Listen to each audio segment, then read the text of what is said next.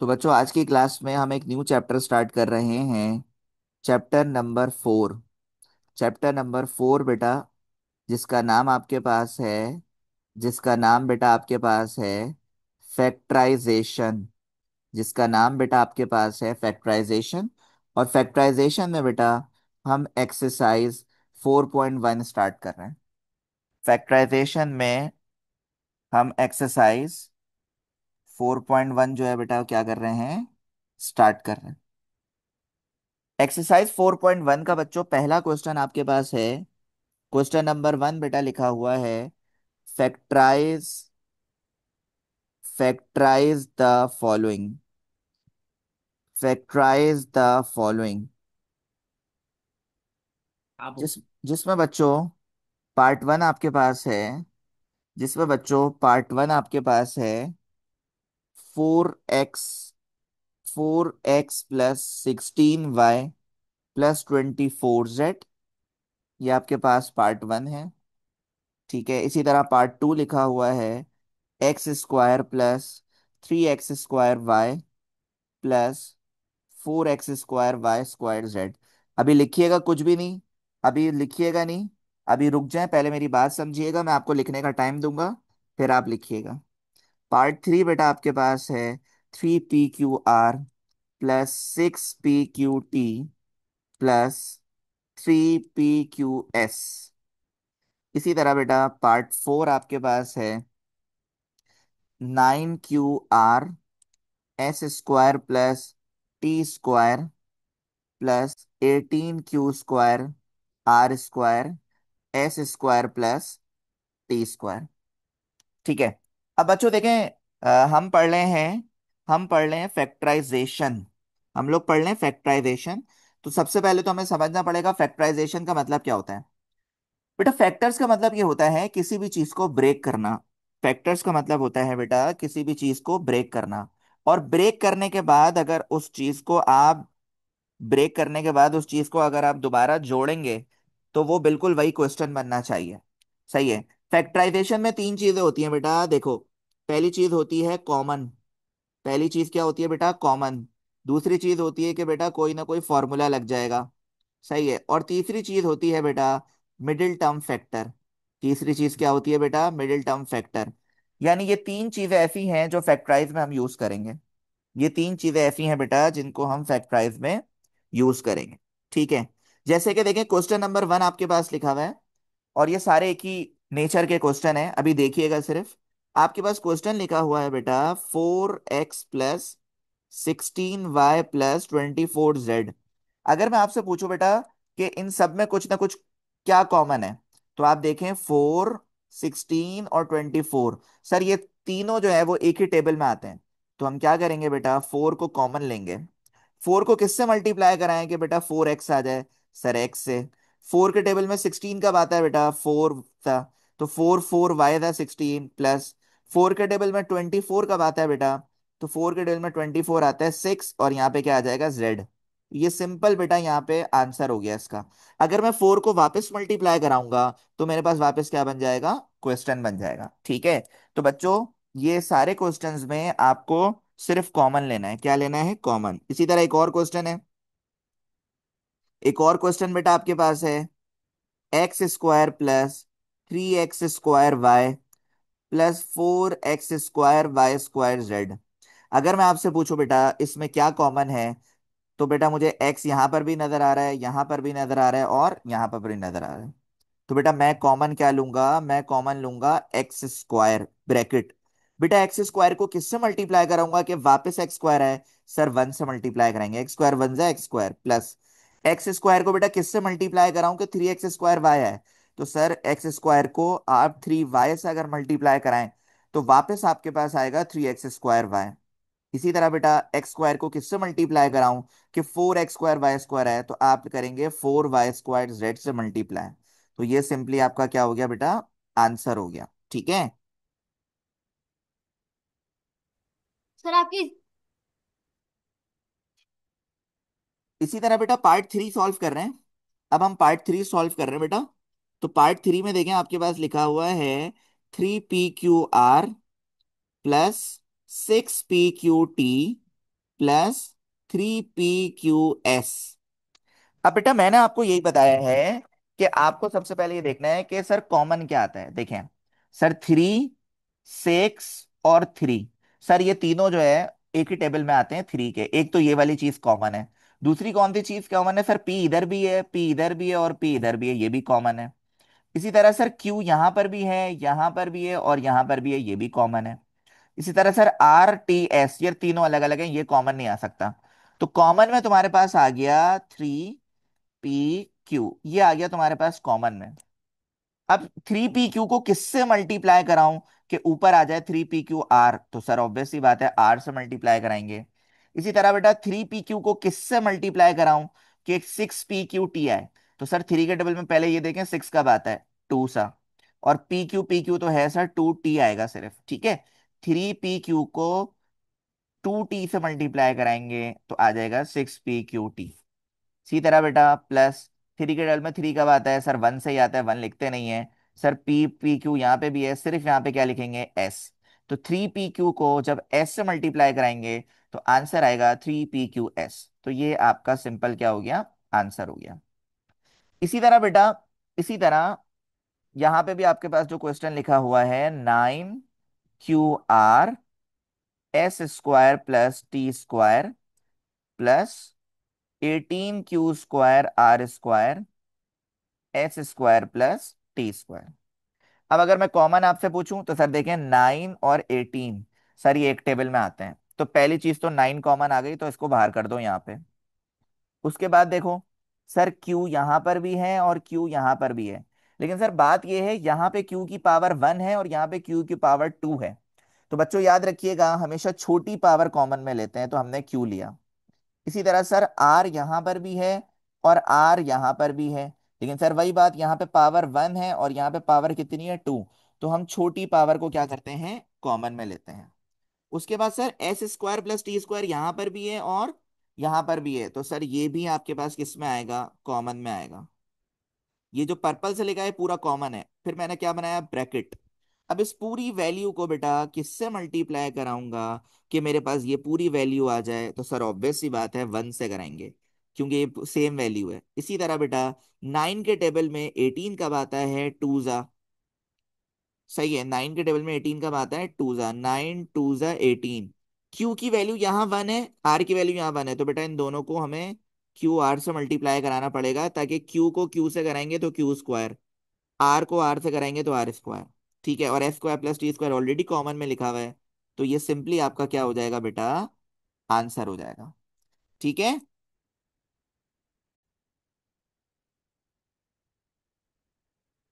अच्छा, इसी तरह बेटा आपके पास पार्ट 5 मौजूद है, क्वेश्चन नंबर 1 का, एक्सरसाइज 4.1, जिसमें लिखा हुआ है बेटा Z²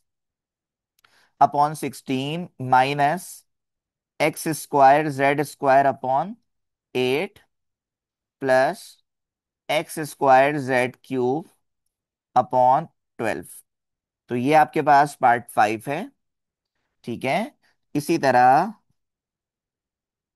पार्ट 6 भी लिख देता हूं, A × X - X - Y -A²B X - Y plus A²B² X - Y। ठीक है, चलें अब पहले पार्ट 5 को सॉल्व कर रहा हूं, जरा देखिएगा। पार्ट 5 में बेटा सबसे पहले ना कॉमन ढूंढना है हमें। तो फर्स्ट स्टेप में तो मैं क्वेश्चन कॉपी कर रहा हूँ, Z² X/16 -X² Z² plus X² Z³ अब बेटा कॉमन में देखें जरा बहुत ध्यान से, सर एक्स इसमें भी है, इसमें भी है और इसमें भी है। मैंने थोड़ी देर पहले आपको बताया है कि एक्स की छोटी जो पावर होती है ना, वो कॉमन में लेते हैं। तो मैंने यहाँ पे लिखा एक्स। सर Z² इसमें भी है, इसमें भी है और इसमें Z³ है। सर ऑब्वियस सी बात है, कॉमन में Z² लेंगे अपॉन। सर 16 इसमें भी है, 8 इसमें भी है, 12 इसमें भी है। लेकिन सर कोई अगर हमें ऐसी वैल्यू मिल जाए जिसके टेबल में तीनों आते हैं, तो सर वो होता है 4। तो हमने कॉमन में बेसिकली लिया X² / 4। अब बेटा X² / 4 को मैं किससे मल्टीप्लाई कराऊं कि मेरे पास ये वाली टर्म आ जाए? तो सर यहां पे मसला ये है, आप इसको मल्टीप्लाई कराएंगे 1/4 से। क्यों 1/4 से? देखें एक्स जेड स्क्वायर को जब 1 से मल्टीप्लाई कराऊंगा तो आ जाएगा एक्स जेड स्क्वायर। फिर 4 को बेटा 4 से मल्टीप्लाई कराऊंगा तो क्या आ जाएगा, 16 आ जाएगा। ठीक है। तो बच्चों कॉमन निकालने में मैंने अभी आपको यही सिखाया है कि बच्चों याद रखिएगा कि कॉमन निकालते वक्त इस बात का ख्याल रखिएगा कि अगर हम इसको वापस मल्टीप्लाई कराएं तो यही आना चाहिए। ठीक है। फिर प्लस माइनस माइनस लगाया। एक्स जेड स्क्वायर को किससे मल्टीप्लाई कराऊं कि एक्स स्क्वायर जेड स्क्वायर है। सर जेड स्क्वायर से जेड स्क्वायर तो ऑलरेडी है, तो एक्स को एक्स से कराएंगे तो क्या आएगा, एक्स स्क्वायर आएगा अपॉन 4 को बेटा किससे मल्टीप्लाई कराऊंगा, 8 आएगा, तो 4 2 8 होगा। इसी तरह बेटा प्लस लगाया। एक्स को किससे मल्टीप्लाई कराऊं कि एक्स स्क्वायर आ जाए, सर एक्स से। जेड स्क्वायर है और जेड क्यूब है, तो जेड स्क्वायर को मुझे मल्टीप्लाई कराना होगा जेड से। इसी तरह 4 को किससे मल्टीप्लाई कराऊं, 12 आ जाए, सर 3 से। तो ये आपका फाइनल क्या हो जाएगा, आंसर हो जाएगा। इसी तरह बेटा पार्ट 6 देखिएगा। पार्ट 6 देखिएगा। पहले क्वेश्चन कॉपी कर रहा हूं, a into x minus y minus a square b x minus y plus a square b square x minus y. अब बेटा अगर कॉमन देखें, कॉमन तो सर ए इसमें भी है, इसमें भी है और इसमें भी, एक तो ए है कॉमन, तो मैंने भाई ए लिख दिया यहाँ पे। उसके बाद कॉमन अगर हम देखें सर एक्स माइनस वाई इसमें भी है, इसमें भी है, और सर इसमें भी एक्स माइनस वाई है। तो बेटा मैं इधर एक्स माइनस वाई इधर लिख देता हूँ। ठीक है, ये मेरा कॉमन वाला पार्ट हो गया, ये मेरा कॉमन वाला पार्ट हो गया। अब बेटा ए इंटू एक्स माइनस वाई को किससे मल्टीप्लाई कराऊं कि सेम यही वाली वैल्यू आ जाए, सर ऑब्वियस ही बात है 1 से कराएंगे। फिर ए को किससे कराऊं कि ए स्क्वायर आ जाए, सर ए को ए से कराएं और बी यहाँ पे लिखते हैं। इस पूरी टर्म को अगर मैं इससे मल्टीप्लाई कराऊंगा तो मेरे पास ये वाली टर्म वापस आ सकती है। ठीक है। इसी तरह बेटा, इसी तरह अब बात ये है प्लस ए को किससे मल्टीप्लाई कराऊं कि ए स्क्वायर है, सर ए से कराएं, और बी तो है ही नहीं सर यहाँ पे, तो B square as it is लिखते हैं। ठीक है। तो ये आपका सिंपली क्या आ गया, आंसर आ गया।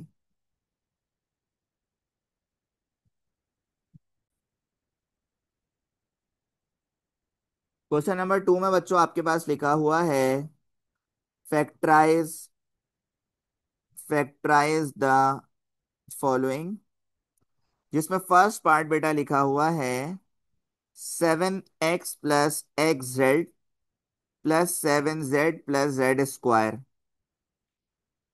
ठीक है, ये आपके पास फर्स्ट पार्ट लिखा हुआ है। इसी तरह बेटा सेकंड पार्ट लिखा हुआ है 9a square B plus 18ab square -6ac -12bc। इसी तरह बेटा थर्ड पार्ट आपके पास है 6t - 12p +4t³ -8p³।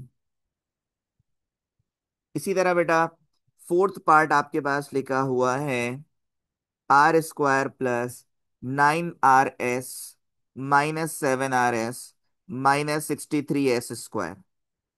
अब हम इन पार्ट्स को बेटा जल्दी से जो है वो सॉल्व करते हैं, आइए जरा देखें। कॉमन निकालना है, इसमें कोई नया काम नहीं करना बेटा, कोई नया काम नहीं करना, सिर्फ कॉमन निकालना है। तो देखें बेटा, फर्स्ट स्टेप में मैंने क्वेश्चन कॉपी करा, 7x plus x Z plus 7z plus Z square. सही है। अब बेटा इसमें क्या करना है, इसमें पूरे में से नहीं देखना आपने कॉमन, पूरे में से तो आएगा भी नहीं, तो दो दो टर्म में कॉमन देखना है, पहले इसमें कॉमन देखना है और फिर इसमें देखना है।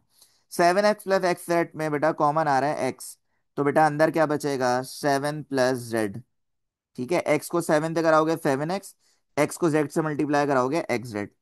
इसी तरह बेटा 7z, चलो बताओ तुम लोग बताओ, 7z प्लस जेड स्क्वायर में से क्या कॉमन आ रहा है, जल्दी से चैट पे बताओ क्या कॉमन आ रहा है 7z प्लस जेड स्क्वायर में से।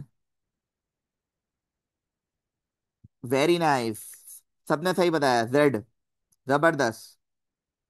तो सर जेड को बाहर निकालें, जेड को बाहर निकालें, तो जेड को बेटा किससे मल्टीप्लाई कराऊंगे 7z आ जाए, सर 7 से, प्लस जेड को किससे मल्टीप्लाई कराऊं बेटा, जेड स्क्वायर आ जाए जेड से। तो ये दोनों टर्म क्या हो गई है बेटा, सेम हो गई। तो ये दोनों टर्म को कॉमन जो हो जाती हैं उनको एक ब्रैकेट पे लिख लो, और यहां से बचा x, यहां से बचा z, तो इसको एक ब्रैकेट में लिख लो x प्लस जेड। तो ये आपका सिंपली क्या हो गया, आंसर। इसी तरह बेटा पार्ट टू देखो। क्वेश्चन में लिखा हुआ है 9a² b plus 18ab² -6ac -12bc। ये आपके पास जो है वो क्वेश्चन लिखा हुआ है। सही है। अब इसमें करना ये है बेटा, अब इसमें करना ये है आपने, सबसे पहले कॉमन निकालना है सर, और क्या करना है, कॉमन निकालना है। इस इन दो टर्म में से निकालना है और फिर इन दो टर्म में से निकालना है कॉमन। तो बेटा देखिए 9 और 18 जो टेबल में आते हैं वो 9 के, फिर a² और a में से ऑब्वियसली बात है a कॉमन निकालेंगे, b और b² में से b कॉमन निकालेंगे, ब्रैकेट।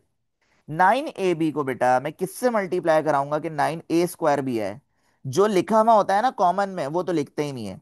सर a यहाँ पे एक है और यहाँ पे दो है, तो a को a से मल्टीप्लाई कराओगे a² आ जाएगा, b ऑलरेडी मौजूद है, प्लस 9 के टेबल में 18 कब आता है बेटा, 2 जा। 9ab को 2 से कराओगे तो 18, a से a सेम है, तो b को किससे कराओगे, b² आ जाए बेटा, b से। ठीक है। तो 9ab को a से कराओगे 9a²b, 9ab को 2b से मल्टीप्लाई कराओगे 18ab²। अगर किसी को कॉमन निकालने में एक मसला हो रहा है तो पता है क्या किया करो, जो कॉमन वाली वैल्यू है उसको मल्टीप्लाई करा दिया करो इस वाली वैल्यू से, और डिवाइड करा दिया करो। जैसे देखो 9a² b को कॉमन जो वैल्यू है 9ab, तो 9 से 9 कैंसिल, बी से बी कैंसिल, ए से ए के a² कैंसिल, तो ऊपर बचा ए, तो ए यहां अंदर लिख दिया। इसी तरह, इसी तरह ये देखो एक और चीज, 18ab² है, कॉमन क्या निकाला है 9ab, तो 9ab, तो ए से ए कैंसिल, 9 1 जा 9 2 जा, बी से एक बी कैंसिल, ऊपर क्या बच रहा है 2b, तो अंदर क्या आ गया 2b। अब देखो इधर देखो, माइनस लगाया ना, 6 और 12 में, बेटा 6 और 12 में आपके पास क्या कॉमन आ रहा है, 6। अच्छा ए सी है और बी सी है, क्या कॉमन आ रहा है सर, सी सी आपके पास आ रहा है कॉमन, ब्रैकेट। अब देखो यहां पे लिखा हुआ है 6ac और कॉमन तुमने निकाला है 6c, तो 6 से 6 कैंसिल, सी से सी कैंसिल, तो क्या बचा, जो बचेगा वो लिख दो ए, फिर माइनस माइनस हो गया प्लस। 6 के टेबल में 12 कब आता है, 2 जा। और अगर तुम्हें नहीं निकालना आ रहा है ऐसे, तो भाई ऐसे कर लो, तुम यहाँ पे लिखो 12bc और तुम्हारे पास कॉमन में क्या निकला है 6c, तो बेटा सी से सी कैंसिल, 6 1 जा 6 2 जा, तो ऊपर तुम्हारे पास क्या बच रहा है 2b, तो तुमने अंदर लिख दिया 2b। अब देखो a+2b और a+2b ये क्या है तुम्हारे पास, सेम है, तो आपने इसको एक ब्रैकेट में लिखा a+2b, और इसको एक ब्रैकेट में लिखा 9ab-6c। ठीक है। इसमें तो और भी कॉमन निकलता है, लेकिन खैर है अभी इतना ही रखते हैं, ये रहा आपका आंसर।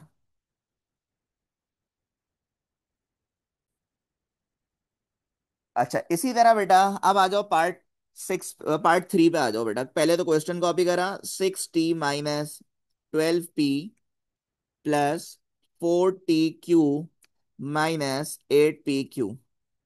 तो बेटा जी कॉमन देखेंगे, पहले इसमें से कॉमन देखेंगे और फिर इसमें से कॉमन देखेंगे। तो बेटा 6t-12p में से ऑब्वियस ही बात है सिर्फ 6 कॉमन आएगा। इसको किससे मल्टीप्लाई करूं कि भाई, इसको करेंगे t-2p से। 6 को t से कराओगे 6t प्लस माइनस माइनस 6 को 2p से कराओगे 12p आएगा। इसी तरह बेटा 4tq -8pq, इसमें से कॉमन आपके पास पहले तो आएगा 4, फिर क्या सेम है q यहाँ पर भी है यहाँ पर भी है, तो आप बाहर निकाल लोगे q। तो बेटा 4q को किससे मल्टीप्लाई कराओगे, 4tq आए सर t से कराएंगे, प्लस माइनस माइनस 4 के डबल में 8 कब आता है बेटा 2 जा, और बेटा यहाँ पे q तो है क्या नहीं है p, तो ये दोनों ब्रैकेट आपके पास क्या होगा बेटा सेम। तो बेटा t-2p और यहां से लिखा आपने 6 + 4q, ये आपका क्या हो गया बेटा, आंसर हो गया। इसी तरह बेटा पार्ट 4 में क्या है, पार्ट 4 में आपने पहले क्वेश्चन लिखा r² plus 9rs -7rs -63s²। तो बेटा कॉमन देखते हैं, सही है, पहले इसमें से देखेंगे फिर इसमें से देखेंगे। तो बेटा कॉमन क्या आ रहा है दोनों में से, सर आर कॉमन आ रहा है, ब्रैकेट। आर को किससे कराऊं बेटा, r² आ जाए, सर आर से कराएं, आर को आर से करेंगे r² प्लस आर को किससे मल्टीप्लाई कराऊं 9rs आ जाए, तो 9s से करेंगे। ठीक है, ब्रैकेट क्लोज, माइनस 7 और 63 में बेटा कॉमन क्या आएगा 7 आएगा, और s यहां पर भी है s² है, तो s बाहर। 7s को किससे कराऊं बेटा, r से, माइनस माइनस हो जाएगा प्लस, 7 के टेबल में 63 कब आता है बेटा 9 दा, और एस को एस से कराऊंगा तो ऊपर क्या आ जाएगा, एस स्क्वायर। तो ये दोनों ब्रैकेट अगेन सेम हो गए बेटा। तो R+9S और R-7S, ये रहा आपका फाइनल आंसर।